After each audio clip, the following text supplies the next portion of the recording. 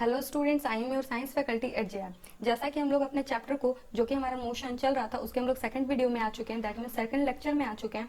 तो हम लोग फर्स्ट लेक्चर में इंट्रोडक्शन देखे थे कि हम लोग इस चैप्टर में क्या क्या पढ़ने वाले हैं। उसके अलावा बहुत सारे टर्म्स जो कि काफ़ी न्यू है आपके लिए, उससे मैंने आपको ट्राई किया था कि आप उससे फेमिलियर हो जाए। इस वीडियो में हम लोग टाइप्स ऑफ मोशन को पढ़ेंगे और हम लोग इस मोशन के टाइप को पाथ के बेसिस पे पढ़ेंगे। दैट मीन्स कि वो पाथ के बेसिस पे कितने टाइप का होता है। तो जनरली अगर कोई भी बॉडी है तो या तो वो स्ट्रेट ट्रैवल करेगी, या तो फिर वो कर्व पाथ पे ट्रैवल करेगी, या फिर जिस पोजीशन पे है अगर ये इस मोशन अगर वो इस पोजीशन पे है तो अपने पाथ से थोड़ा आगे होगी या और वापस उसी पाथ पे आएगी। दैट मीन्स कि वो टू और फ्रो पाथ कवर करेगी। तो इसी तरह से हमारा जो फर्स्ट पॉइंट है वो स्ट्रेट पाथ है। अगर स्ट्रेट पाथ की बात की जाए तो अगर स्ट्रेट पाथ की बात की जाए तो जो भी पार्टिकल हमारे स्ट्रेट लाइन पे ट्रैवल करते हैं, स्ट्रेट पाथ को कवर करते हैं, उसको हम लोग लीनियर मोशन बोलते हैं। लीनियर मोशन को अगर आप डिफाइन करना चाहें तो a motion in which a particle move in a straight path. Then अगर कोई भी ऑब्जेक्ट सर्कुलर पाथ में है, अगर आप कोई भी ऑब्जेक्ट ले लें और उसको राउंड राउंड ऐसे मूव करवाएं एक थ्रेड से बांध के, या फिर आप खुद ही राउंड राउंड घूमने लगे और सर्कुलर पाथ को कवर करें, तो हम लोग उस मोशन को सर्कुलेटरी मोशन बोलेंगे, या फिर इसी का दूसरा नाम सर्कुलर मोशन भी होता है। और हम लोग सर्कुलर मोशन को ऑलरेडी पढ़ने भी वाले हैं। ये दोनों जो टाइप है मोशन का, लीनियर मोशन और सर्कुलर मोशन, तो हम लोग इस चैप्टर में इन दोनों को पढ़ेंगे। आपको कंफ्यूजन नहीं हो रहा होगा इन दोनों टर्म में। जैसे कि ये आप हैं और यहाँ पर आपका दोस्त है और आप लोग दोनों का घर बिल्कुल सामने सामने है। दैट मीन्स अगर आपको अपने दोस्त के घर जाना होगा तो आप बिल्कुल स्ट्रेट पाथ को कवर करोगे। तो आप यहाँ पे एक पार्टिकल हो गए या फिर आप एक ऑब्जेक्ट हो जो कि एक स्ट्रेट पाथ को कवर करने वाले हो, और आप जो मोशन कवर करोगे, आप जो पाथ कवर करोगे वो तो स्ट्रेट होगा। और इसी पाथ को देखते हुए हम लोग आपके मोशन को बोलेंगे कि आप लीनियर मोशन में हो। दैट मीन्स कि आप एक पाथ पे हो, एक ऐसे पाथ पे जो कि स्ट्रेट है। देन आप अगर सर्कुलर पाथ पे हो तो आप यहाँ पे लेट से ये अगर आपका मीन पोजीशन है और आप इसी पाथ पे राउंड राउंड मूव करके इसी पोजीशन पे वापस आ जाते हो, तो आप एक सर्कुलर पाथ को कवर कर रहे हो। और इसी मोशन को हम लोग सर्कुलेटरी मोशन या फिर सर्कुलर मोशन भी बोलते हैं। देन हमारा third motion to and fro motion है। आप जब क्लास 8th में होंगे तो आप एक पेंडुलम का कॉन्सेप्ट पढ़े होंगे। पेंडुलम का कॉन्सेप्ट आप जानते होंगे कि वो टू और फ्रो मोशन में मूव करता है। अपने मीन पोजिशन से वो कुछ डिस्टेंस इधर और कुछ डिस्टेंस इधर कवर करता है, जिसके कारण हम लोग इसके मोशन को टू एंड फ्रो मोशन बोलते हैं। और इस मोशन को हम लोग वाइब्रेटरी मोशन बोलते हैं। तो आई होप आपको तीन टाइप का motion, linear motion, circulatory motion और वाइब्रेटरी मोशन, ये काफ़ी ज़्यादा अच्छे से समझ आ गया होगा। वाइब्रेटरी मोशन का ये एक दूसरा नाम है ऑसिलेटरी मोशन। कोई भी ऑब्जेक्ट अपने इनिशियल पोजीशन से ऑसिलेट करता है तो हम लोग इसीलिए उस मोशन को ऑसिलेटरी मोशन बोलते हैं। यहाँ पर आपको इस चैप्टर स्टार्ट करने से पहले मैं आपको दो टर्म बता देना चाहती हूँ, स्केलर एंड वेक्टर क्वांटिटी। ये टर्म आप पहले सुन चुके होंगे क्योंकि आप जब क्लास 6 में 7th में एक मेजरमेंट नाम का चैप्टर होता है जिसमें हम लोग मेजरमेंट के बारे में पढ़ते हैं। तो मेजरमेंट हम लोग किसका करते हैं? कोई भी फिजिकल क्वांटिटी। तो फिजिकल क्वांटिटी जितने भी होते हैं हम लोग उसको मेजर कर सकते हैं। अगर आपको मैं ये पेन दे दूं तो आप इसको मेजर कर सकते हो। अगर मैं आपको राइस दे दूं, अगर मैं आपको वाटर दे दूं, तो आप सभी चीज़ को मेजर कर सकते हो। अगर मैं आपको टेम्परेचर बताऊं तो आप उसको भी मेजर करते हो, क्योंकि आप टेम्परेचर को देख लो, टाइम को देख लो, सब कुछ मेजर करने वाली चीज़ें हैं। तो ये सारी फिजिकल क्वांटिटी है। तो अगर मैं मेजरमेंट चैप्टर को इन शॉर्ट आपको बता दूं तो आप लोग क्लास 8 में फिजिकल क्वांटिटी से फेमिलियर हो चुके होंगे। आप लोग जानते हो कि जितने भी क्वांटिटी जिसको भी हम लोग मेजर कर सकते हैं उसको हम लोग फिजिकल क्वांटिटी बोलते हैं। फिजिकल क्वांटिटी दो तरह की होती है, फंडामेंटल और डिराइव्ड। फंडामेंटल क्वांटिटी को हम लोग बेस क्वांटिटी भी बोलते हैं। जितनी भी क्वांटिटी जो अपने आप में डिपेंड हो उसको हम लोग फंडामेंटल बोलते हैं। जैसे कि मैं आपको टाइम बोल दूं तो टाइम फंडामेंटल क्वांटिटी है। टेम्परेचर ये भी फंडामेंटल क्वांटिटी, ये किसी चीज़ पे डिपेंड नहीं है। हमारे पास कुछ क्वांटिटी है, हमारे पास 7 क्वांटिटी है जिसको कि हम लोग फंडामेंटल क्वांटिटी में रखते हैं। और उसके अलावा जितनी भी क्वांटिटी हमारे पास बच जाती है उसको हम लोग डिराइव्ड क्वांटिटी में रखते हैं। डिराइव्ड क्वांटिटी डिपेंडेंट क्वांटिटी है, ये फंडामेंटल क्वांटिटी पे डिपेंड करती है। और जितनी भी फंडामेंटल क्वांटिटी होती हैं उन्हीं को मिला के सारी डिराइव्ड क्वांटिटी भी हमारे पास मिलती हैं।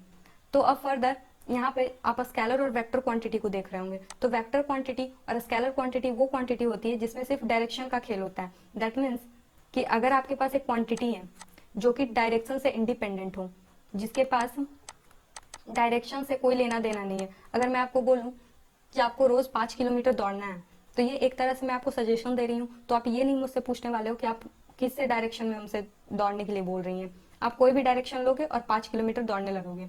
जबकि मैं अगर बोल दूं कि तुम्हें 5 किलोमीटर नॉर्थ डायरेक्शन में जाना है, जिससे कि तुम अपने फ्रेंड के घर पहुंच जाओगे, तो ऐसा नहीं है कि तुम 5 किलोमीटर दौड़ के अपने दोस्त के यहाँ जाओगे, पर फिर भी ये सिर्फ एक एग्जाम्पल ले रही हूँ मैं। तो 5 किलोमीटर अगर मैं बोल दूं कि नॉर्थ डायरेक्शन में जाना है, तो ये एक डायरेक्शन से एसोसिएट हो गया, मतलब मैं वहाँ पे डायरेक्शन को जोड़ रही हूँ। तो जितने भी स्केलर क्वांटिटी होती हैं वो डायरेक्शन से इंडिपेंडेंट होती हैं, उनको डायरेक्शन से कोई मतलब नहीं होता, उनमें सिर्फ मैग्नीट्यूड होता है। अगर मैं कोई भी फिजिकल क्वांटिटी को लिख रही हूँ तो उसमें दो टर्म्स होंगे, मैग्नीट्यूड और डायरेक्शन। तो ये स्केलर और वेक्टर क्वांटिटी, ये क्लास 9th में बस आपको इतना ही काम आने वाला है कि अगर आपको कोई भी टर्म दिया जाए जैसे कि डिस्टेंस, तो आपको बस इतना बताना होगा कि ये स्केलर है या वेक्टर है। आपको पूरे क्लास 9th में ना तो वेक्टर क्वांटिटी पे न्यूमेरिकल्स बनाने होंगे, ना ही इसको डीप में स्टडी करना होगा। जब आप क्लास 11th में जाओगे तो वेक्टर क्वांटिटी का एक स्पेशल वेक्टर का एक चैप्टर ही आएगा जिसमें आप वेक्टर के बारे में अच्छी तरह से पढ़ोगे। वेक्टर क्वांटिटी एक ऐसी क्वांटिटी होती है जिसमें मैग्नीट्यूड और डायरेक्शन दोनों होती है, और ये दोनों बिल्कुल मैंडेटरी है कि वेक्टर, अगर कोई भी क्वांटिटी को अगर वेक्टर क्वांटिटी होना है तो उसमें डायरेक्शन जरूर होगी। जैसे कि स्पीड स्केलर क्वांटिटी है, स्पीड में आपको सिर्फ मैग्नीट्यूड मिल जाएगा। अगर 5 किलोमीटर पर आवर है तो ये सिर्फ स्पीड है, इसमें कहीं पे भी डायरेक्शन की कोई चर्चा नहीं की गई है। लेकिन अगर मैं आप यहाँ पे वेलोसिटी लिख दूँ, देन यहाँ पर आपको मैग्नीट्यूड 5 किलोमीटर मैग्नीट्यूड और उसके साथ डायरेक्शन दोनों फिक्स करना होगा।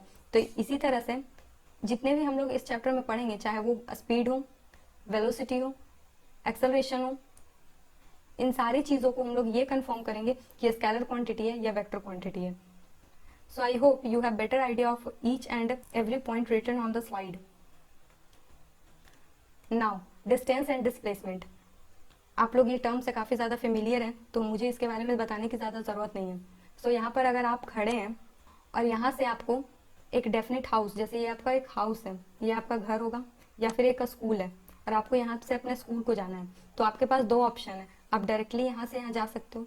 अगर मैं यहाँ से एक पाथ और बना दूँ तो आप ये पाथ कवर करके भी अपने स्कूल को जा सकते हो, या फिर ये पाथ जो आपका ये वाला पाथ है उसको भी कवर करके आप स्कूल जा सकते हो। तो अगर आप बस इसको विजुअलाइज करके मैं पूछूं कि आप किससे जल्दी पहुंचोगे, तो आपको भी पता है कि आप ये रेड वाली लाइन से, जो आप रेड वाला पाथ अपने मन से बनाए हुए हो, अगर आप इससे पहुंचोगे तो आप जल्दी पहुंच जाओगे। पर दोनों में आप एक डेफिनेट पाथ को कवर करोगे। आप इसमें भी एक डेफिनेट पाथ को कवर करोगे, यहाँ से यहाँ एक डेफिनेट पाथ है, और यहाँ से यहाँ अगर आप ये ब्लू वाली लाइन को भी लेते हो तो आप ब्लू वाले पाथ से भी एक डेफिनेट पाथ को कवर करके ही पहुंचोगे। तो पाथ डिस्टेंस हो या डिस्प्लेसमेंट हो, ये दोनों पाथ लेंथ होता है। पाथ का क्या लेंथ है, बस उसी को हम लोग डिस्टेंस और डिस्प्लेसमेंट दो अलग अलग टर्म से रेफर करते हैं। और यहाँ पे जैसे कि आपको पता है लेंथ टर्म लिखा हुआ है, कोई किसी भी चीज़ का लेंथ हो, अगर आप किसी कपड़े का मेजर कर रहे हो, अगर आप ज़मीन का मेजर कर रहे हो या कुछ का भी मेजर कर रहे हो, तो आप उसके लिए लेंथ टर्म का यूज़ करोगे। तो अगर आप लेंथ को यूज़ कर रहे हो तो वहाँ पे आप मीटर टर्म का ज़रूर यूज़ करोगे। तो इसीलिए डिस्टेंस का ऐसा यूनिट मीटर होता है, क्योंकि आप कितने मीटर, आप अगर आप अपने दोस्त को बताओगे कि मैं 5 किलोमीटर दौड़ा हूँ, अब मैं 10 मीटर चला हूँ, इस तरह से आप बताओगे तो आप वहाँ पे लेंथ, पाथ के लेंथ को बताओगे। ये एक लेंथ होने के कारण इसीलिए हम लोग इसका ऐसा यूनिट मीटर बोलते हैं। सो यहाँ पे आपको काफ़ी क्लियर हो गया है डिस्टेंस क्या है और डिस्प्लेसमेंट क्या है। सो दोनों एक ही चीज़ है, दोनों पाथ का लेंथ ही है। नाउ यहाँ पे आप लेट से 10 किलोमीटर चले, यहाँ पे आपको 5 किलोमीटर चलना पड़ा, एंड देन यहाँ पे आपको 15 किलोमीटर चलना पड़ा। तो अगर मैं आपसे डिस्टेंस पूछूं कि आप टोटल डिस्टेंस कितना चले, तो आप सिंपली जितना भी डिस्टेंस चले हो उसको आप ऐड कर दोगे, 10 + 5 + 15। तो मैं अगर आपसे पूछूं कि आप कितना डिस्टेंस चल के आए हो, तो आप मुझे सिंपली आंसर कर दोगे कि मैं यहाँ पे 30, यहाँ पे मैंने यूनिट लिखना भूल गया तो किलोमीटर लिख देती हूँ। वैसे इतने स्टूडेंट होते नहीं है कि 30 किलोमीटर पैदल चलें, पर फिर भी ये एक एजम्पशन है। यहाँ तो 1 किलोमीटर में ये स्टूडेंट हाफने लग जाते हैं, तो यहाँ पे 30 किलोमीटर आप पाथ कवर करके आए हो। वहीं अगर मैं डिस्टेंस पूछूं, वहीं अगर मैं आपसे डिस्प्लेसमेंट पूछूं, तो आप यहाँ से यहाँ के पाथ को कैलकुलेट करोगे, और जो भी पाथ आएगा आप मुझे बता दोगे वो मैंने डिस्प्लेसमेंट कवर किया। सो आप यहाँ पे एक्चुअल पाथ को काउंट कर रहे हो, आप यहाँ पे एक्चुअल पाथ जितना भी आपने कवर किया उसको आप ऐड करके मुझे बता रहे हो।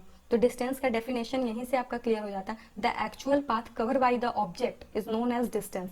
आप इस ऑब्जेक्ट यहाँ पे आप जो हो वो ऑब्जेक्ट है, और आप जितना भी डिस्टेंस कवर करोगे, जितना भी पाथ कवर करोगे, उसी को हम लोग डिस्टेंस बोलते हैं। देन यहाँ पे आपको क्वेश्चन उठ रहा होगा, देन डिस्प्लेसमेंट क्या है? डिस्प्लेसमेंट भी तो पाथ का लेंथ ही है। सो यहाँ पे हम लोग दो टर्म यूज करते हैं, यहाँ पे एक इनिशियल और फाइनल दो टर्म यूज करते हैं, इनिशियल पोजीशन और फाइनल पोजीशन।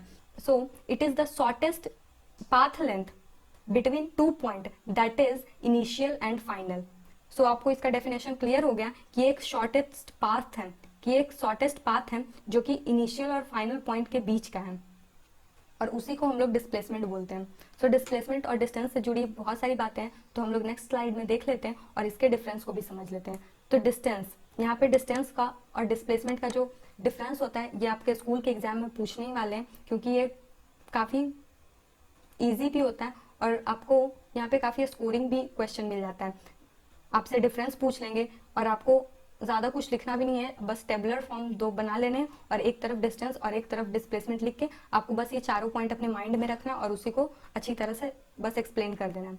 सो यहाँ पे डिस्टेंस क्या है, तो जो पहले तो आप जो भी है उसी का डिफिनेशन लिख दोगे, जो भी उसका डेफिनेशन है। जैसे कि डिस्टेंस किसे बोलते हैं? The actual path travelled by an object, उसी को तो हम लोग डिस्टेंस बोलते हैं। Then shortest length between initial point and far point of an object, तो इसको हम लोग डिस्प्लेसमेंट बोलते हैं। तो ये दोनों आप लोग का कंफर्म हो गया और क्लियर भी हो गया, ये दोनों पॉइंट्स की जितना भी एक्चुअल पाथ है उसको हम लोग डिस्टेंस बोलेंगे, और जो शॉर्टेस्ट लेंथ है between initial and final position उसको हम लोग डिस्प्लेसमेंट बोलेंगे। अब आपको भी पता है कि डिस्टेंस जो है वो स्केलर क्वांटिटी, और स्केलर क्वांटिटी क्यों है? क्योंकि ये डायरेक्शन से इंडिपेंडेंट है। आप कभी ऐसा नहीं बोलते कि मैं 5 किलोमीटर नॉर्थ कवर करके आया हूँ, ऐसा आप नहीं डिनोट करते, आप ऐसा नहीं बताते हो किसी को भी। आप सिंपली बोलते हो मैं 5 किलोमीटर चल के आया हूँ और बस हो गया। आप इतने ही डिस्टेंस को बताते हो, आप कहीं पे भी डायरेक्शन का जिक्र नहीं करते हो। वहीं दूसरी ओर अगर आप किसी को डिस्प्लेसमेंट बताते हो तो उसमें आप डायरेक्शन को मेंशन जरूर करते हो, और अगर आप डायरेक्शन को मेंशन नहीं करोगे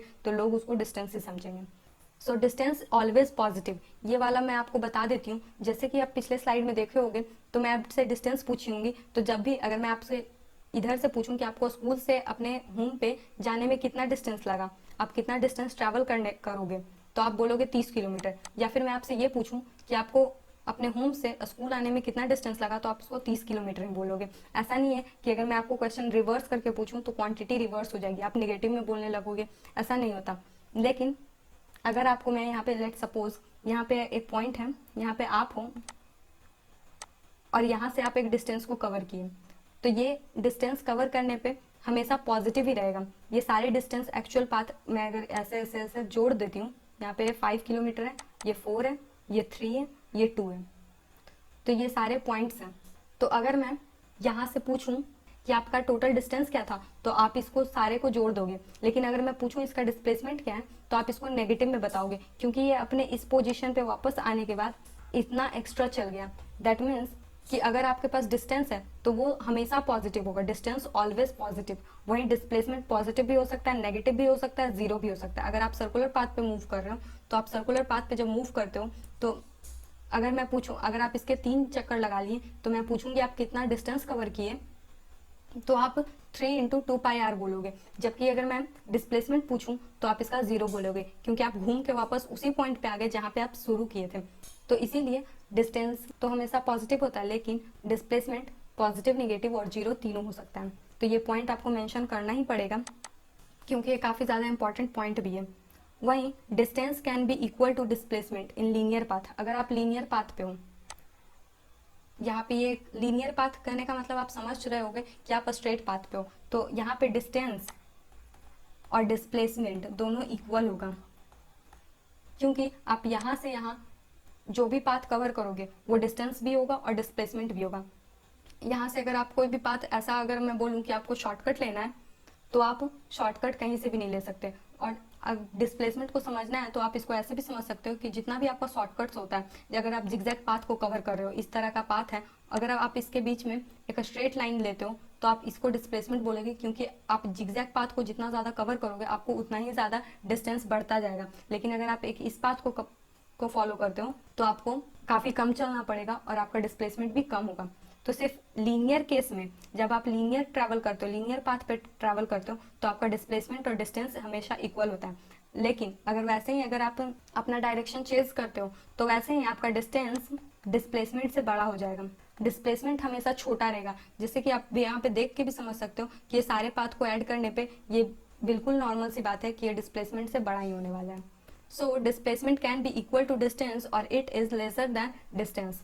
या तो वो लेसर होगा, अगर वो स्ट्रेट पाथ पे नहीं है तो वो छोटा होगा, अगर वो स्ट्रेट पाथ पे है तो फिर डिस्प्लेसमेंट और डिस्टेंस दोनों इक्वल होगा। ये पॉइंट बहुत इंपॉर्टेंट है, जब आप न्यूमेरिकल को सॉल्व करोगे तो इस पॉइंट को हमेशा रिकॉल करना होगा, क्योंकि हर न्यूमेरिकल में ये यूज में आएगा ही। सो इतने सारे थ्योरी के बाद हम लोग कुछ क्वेश्चन सॉल्व कर लेते हैं, ताकि आपका जितना भी कॉन्सेप्ट है वो थोड़ा बूस्टअप हो जाए। ये सारे क्वेश्चन काफी इजी होने वाले हैं और इसमें थोड़ा भी आपको दिमाग लगाने की जरूरत नहीं पड़ेगी। मैं आपके लिए एक बार क्वेश्चन रीड कर लेती हूँ। मैं चाहती हूँ कि आप एक बार वीडियो को जरूर पॉज करके एक बार इसको ट्राई करें, क्योंकि अभी तक मैंने जितना भी आपको पढ़ाया है, अगर आपके कॉन्सेप्ट क्लियर होंगे तो आप ये सारे चीज को भी अच्छी तरह से सॉल्व कर लोगे। मैंने यहाँ पे एक डायग्राम भी बना रखा है आपके ईजी के लिए। सो अगर आपका हो गया हो तो मैं आपको क्वेश्चन बनाने के लिए, तो मैं अब क्वेश्चन सॉल्व करना स्टार्ट करती हूँ। A body travel in a semi circle path of radius 10 meter, starting its motion from point A to point B. Calculate the distance and displacement. तो हम लोग कोई भी क्वेश्चन को सॉल्व करें, ये तो खैर काफी छोटा क्वेश्चन है, लेकिन मैं आपको एक सजेशन देती हूँ कि आपको जितने भी क्वेश्चन में दिए हुए डाटा है उसको पहले देख लेना है। तो इसमें रेडियस आपको पहले दिया हुआ है, तो रेडियस है 10 मीटर। आपको फाइंड आउट क्या करना है, आपको डिस्टेंस और डिस्प्लेसमेंट इन दोनों को फाइंड आउट करना है। ये दोनों बिल्कुल अननोन है। तो यहाँ पे आप देख सकते हैं ये सेमी सर्कल है। सेमी सर्कल कहने का मतलब अगर आपके पास एक सर्कल है, पूरा होल सर्कल, अगर आप उसको बीच से कट कर देते हो तो वो एक सेमी सर्कल बन जाता है।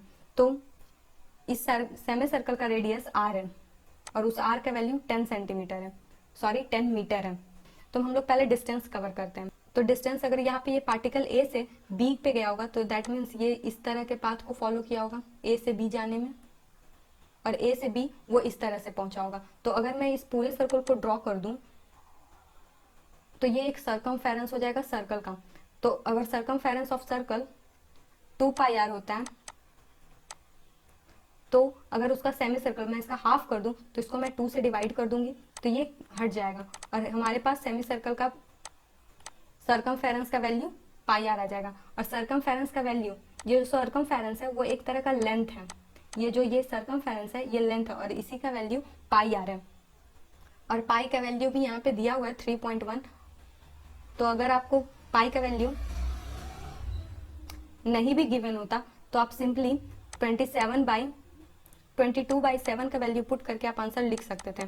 तो ये इस तरह का भी आंसर बिल्कुल करेक्ट है, नहीं तो फिर आप 3.14 को 10 से इंटू करके आंसर निकाल सकते हो। तो यहाँ पे मैं मीटर लिख देती हूँ।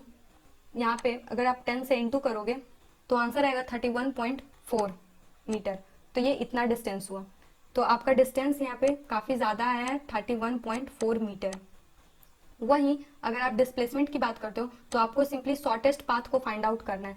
अगर आपके पास 2 पॉइंट है और उसके बीच का पाथ आपको शॉर्टेस्ट फाइंड करना है, तो आपको भी पता है कि वो स्ट्रेट लाइन ही होगा। तो स्ट्रेट लाइन यहाँ से यहाँ रेडियस है और यहाँ से यहाँ दूसरा रेडियस है, दैट मीन्स कि यहाँ पे 2 रेडियस मिलके डायमीटर है बना हुआ।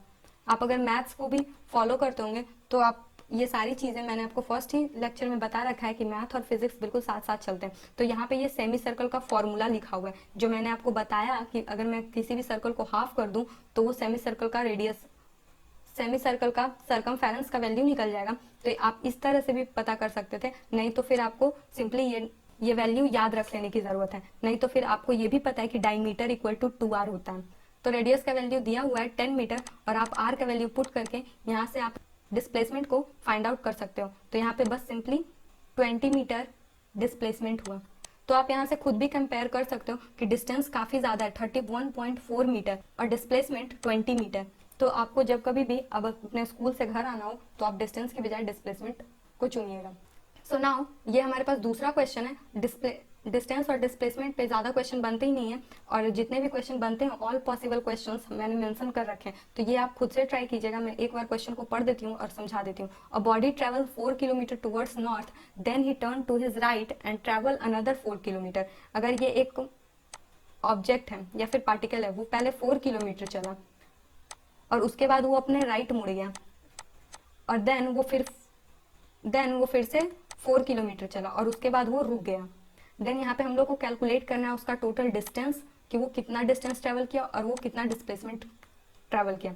तो आपको भी पता है ये 4 है और ये भी 4 है, तो आपके लिए काफ़ी ईजी है आंसर फाइंड आउट करना। तो आप कमेंट में ज़रूर बताइएगा इसका आंसर, और मैं सभी के आंसर को ज़रूर एक बार देखूंगी। सो इसी के साथ thank you for watching our video.